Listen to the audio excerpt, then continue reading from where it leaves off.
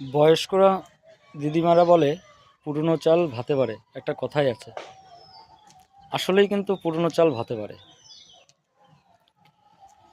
আমরা বয়স্কদের পুরনো দিনগুলোর কথা মনে রাখি না, দাম দিই না। আসলে পুরনো দিনগুলো খুব ভালো ছিল। যত দিন নতুন হচ্ছে, নিত্য নতুন, ততই যেন কেমন যেন একটা হয়ে যাচ্ছে।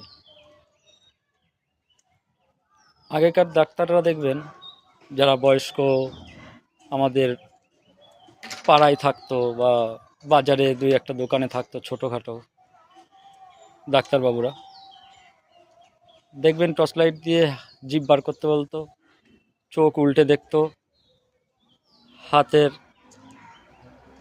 নাড় টিপে দেখতো, দেখে বলে দিত আপনার কী রোগ হলো, ওষুধ দিত, সেরে যেত।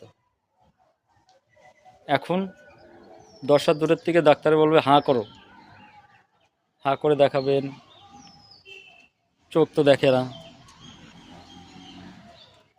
তো কিছু হলে রিপোর্ট করো, তারপরে ডাক্তারবাবু দেখবে।